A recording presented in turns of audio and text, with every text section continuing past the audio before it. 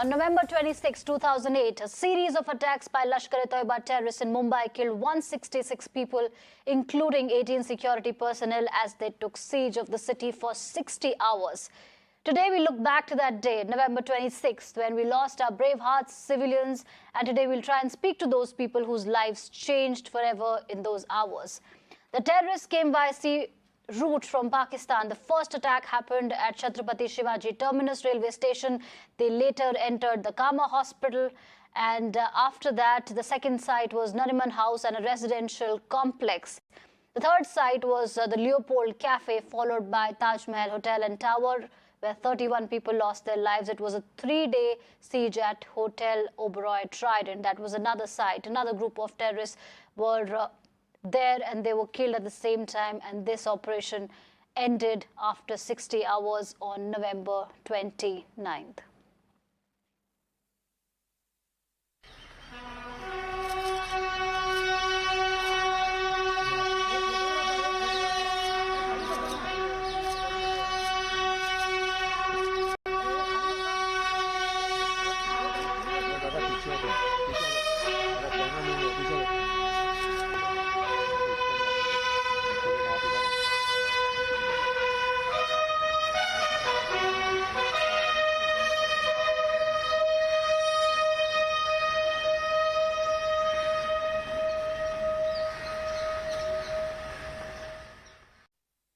All right, for more on this, I'm joined by my colleague Santya Gora, who's reporting from outside the Taj Hotel. Santya, thank you for joining us. It's very difficult to erase the memories of that day when Taj was attacked. Terrorists were seen there. People were, those memories are really difficult for me to actually say that on air.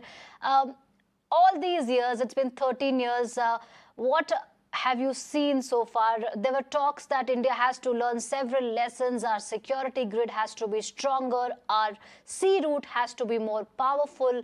Have there been any upgrades in the Mumbai police? What more can you tell us? And what is the atmosphere like today outside Taj? So, Archana, talking about these last 13 years, when the attacks happened, if I talk about my personal experience, I was not here in Mumbai, I was a student, but I was watching what was happening on a television set. And it was unbelievable. Even at that time, I couldn't believe that something like this could have happened in a city like Mumbai. And I was not the only one. Everybody across the country had the same emotion at that time.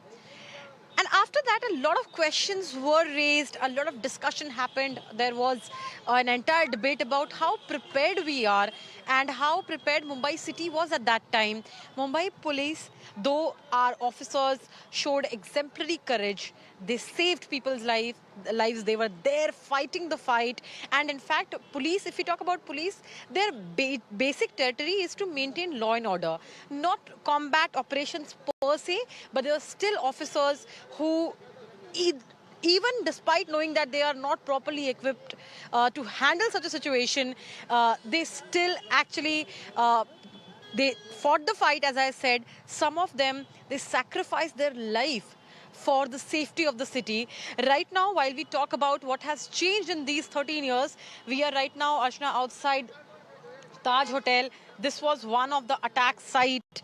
And talking about what was the situation like then, based on what we have read, what we have collected from different sources, what the government has, state government has said on multiple occasions. In fact, the police force also admitted that at that time, when the terrorists, those terrorists who were attacking CST, who were attacking Leopold Cafe, who were attacking Taj Hotel, they were well equipped. They had a plan. They knew what they were doing. They were getting direct instructions. But on the other hand, unfortunately, Mumbai police at that time, because Mumbai police, remember, was the first force which got involved in this combat. By that time, rest of the agencies and commandos came. Till that time, Mumbai police officers were actually dealing with the situation. So, 303, that's what they were fighting the battle with. In fact, if I talk about our martyr, Tukaram Omble, he didn't even have a proper weapon with him. But as I said, whatever shortcoming they had, he made it up. He made for all of that with his courage. But Talking about equipments, yes, that was a problematic area at that time. In fact, if we talk about something as basic as bulletproof vest, that is also something which was discussed, because there were allegations that the vests which were used, they were not of a good quality. That is just one thing. And there were many things which are not there. For example, if we talk about the landing points, those were not properly manned. No problem. They were not properly manned. If we talk about the multi-agency coordination, that was not the way it should have been. Apart from that, if we talk about the force, that was also not properly trained to deal with such a situation. Talking about what has changed in last 13 years, Archana, one thing is that now there is a task team. There's a team inside Mumbai Police, that is Force One. That team is equipped to deal with such combat operations. Urban terrorism is that term which was used by the former police commissioner, Mr. Sanjay Barve, in 2019, and he said that now Mumbai Police is well equipped to deal with urban terrorism.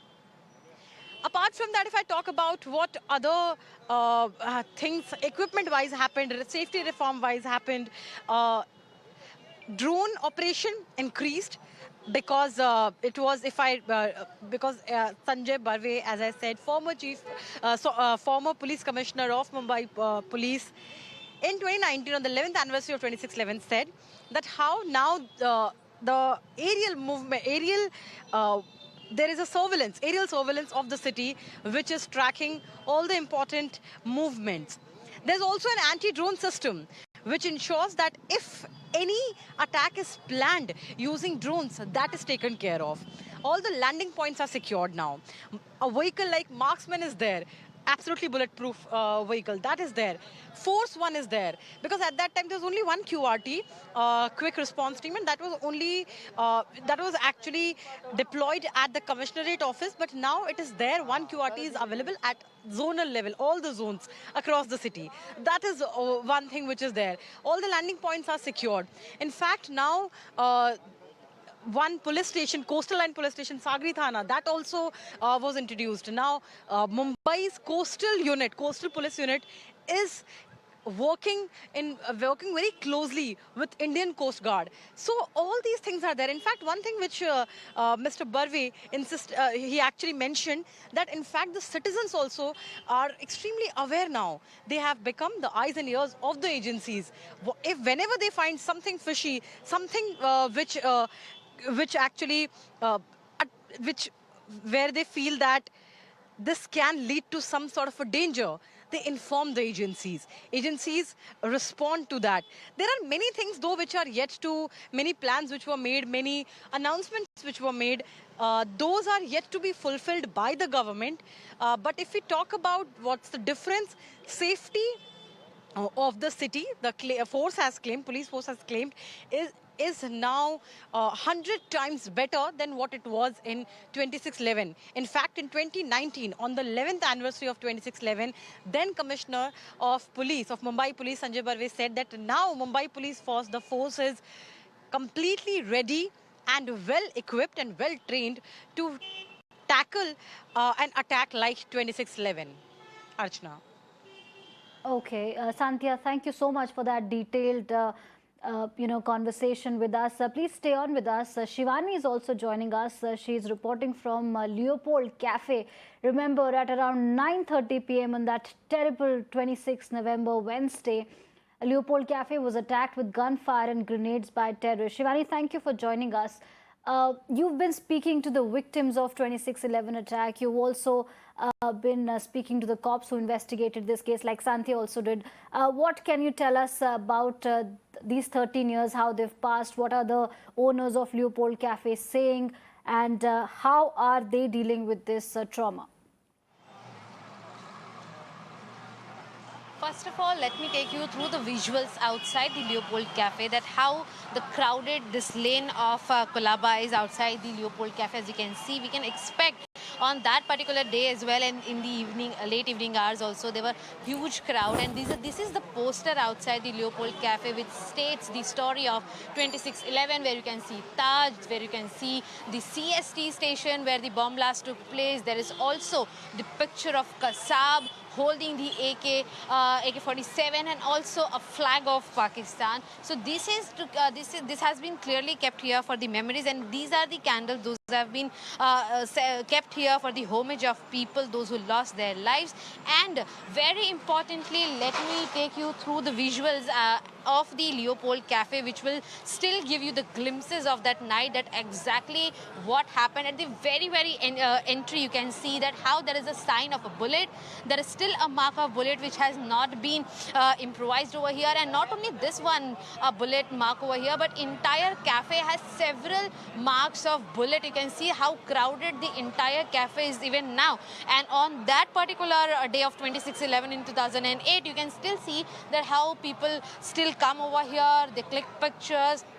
Then, of course, on that night also, there were two terrorists, those attacked this particular cafe in Colaba, and they were just running their guns randomly on people. Several people lost their life out of those 166 people on that particular day.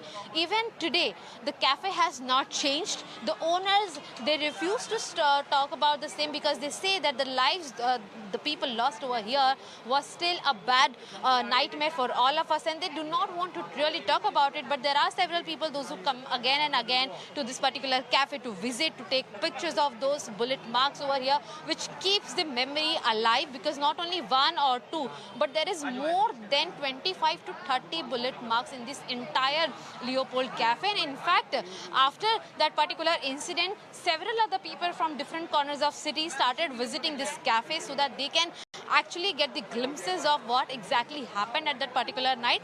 Again, let me take you through the visual just to give you the glimpses that on that particular night, what we know is that there were more than 70 to 80 people those were there inside this particular cafe, because this is one of the oldest and very famous eatery in Colaba. And as you can see, there are also several marks here. There are several marks on the top of the walls, if you'll see on top of the walls. So here we can understand that this particular cafe in Mumbai, even after 13 years of that particular incident of 26/11 terrorist attack, still gives the glimpses to people as to what exactly happened that night and how so many people lost their lives. But still, one thing which remains constant here, that the security has been increased over here. In the morning, as when I visited, there were 2 to 3 cops which were here just to take care of the situation. And as Sandhya was also rightly explaining, that how there were several police cops, those who lost their lives, and there are several other cops as well.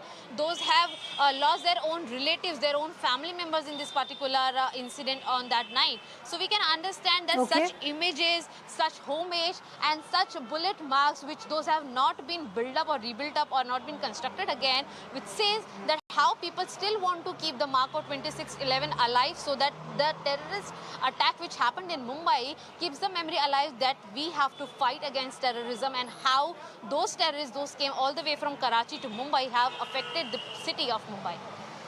Right. Thank you, Shivani, for getting us that report from Leopold Cafe. And thank you, Sandhya, for getting us those reports from the Taj Hotel. Remember, India is remembering its martyrs, those who were killed in the 26/11 attacks. On 26th of November, the bullet marks are still there. People are there with their candles, paying a tribute to those who lost their lives. Now, in 2008, Vishwas Nagre Patil was Mumbai's Deputy Commissioner of Police, Zone 1. November 26th was a regular day for him on duty. However, the next 60 hours turned into his most challenging operation. In an interview to Mirror Now's Sandhya Gora, he recalled what happened that day. That was the call of duty, because civilians, foreign nationals, old people, they were crying for help, and there were bullet sounds and grenade blasts. So without waiting for the reinforcement, of course, I should have waited for some time to get the reinforcement, but the massacre, mayhem was going on inside the hotel. So I preferred to rush inside. At the swimming pool area, we could see some bodies in the pool of blood. The sounds of bullets was coming from inside. So I took a call and asked Sunil Kudiyadi to take me to the second or third floor where the firing was going on to that fire exit area. So me, my bodyguard Amit Khetle, who sustained 3 bullet injuries at the firing at 2:45 a.m. on 27th, and 2 security guards of Taj and one more, Sunil Kudiyadi. We rushed to second floor, and on the royal staircase, Amit showed me 3 terrorists. Fortunately, their back was towards us, so taking the battlecock position, we could fire on them. 3 bullets we fired, in which one was injured. But we took the shelter because Taj walls are very thick, and in the retaliation of AK-47 burst, we were saved.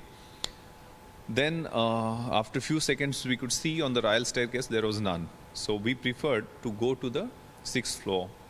So because we can take the dominating position from the upper levels. 6th floor we went, we checked 6th, 5th, 4th, 3rd. This we thought, because there was not a single gunshot at that point of time, because this counter fire was a surprise kind of attack for them. Vijay Salaskar, a senior cop with Mumbai Police, was among those killed in the terror attack. 13 years on, his daughter Divya remembers her brave father, his legacy, and how this terror attack shaped her life. Sure, I'm very proud of my father as an Indian. He fought fiercely in a warlike situation for which he was conferred the Ashok Chakra. And he saved many lives. But as a daughter, I miss him. The emotional void is too big to fill. I like being a strong father, strong daughter. I get my strength from him. Yet there are these moments where life seems absolutely unbearable. My father was my best friend, my mentor. He was, for 21 years of my life, he was there with me. And then one fine night, just somebody walks into my country, my city. My father loses his life saving the city. And I have this void to live with. I think one of the key things that really happened was the Mumbai attacks actually evoked a national and international outcry against terrorism. And the world started taking terrorism very seriously. I mean, 9/11 and then 26/11. And the world started noticing that, oh my God, this is actually a really huge problem. And if we as a world don't fight it, we are not going to be anywhere. And it's better that, we nip it in the bud before this plague of terrorism takes over the world. 13 years have passed, but the dreadful incident of 26/11 Mumbai attack has left a scar in the minds and hearts of survivors, their families and victims' families as well.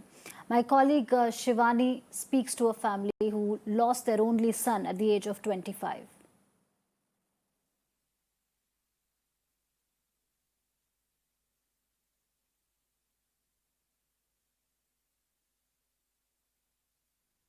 छब्बीस 11 के आतंकी हमले को जहां एक बार 13 साल हो चुके हैं, पुराने जख्म फिर से हरे हो जाते हैं उन परिवारों से बातचीत करते वक्त जिन्होंने अपने अपनों को खोया है। फिलहाल ऐसी ही एक परिवार मेरे साथ मौजूद है।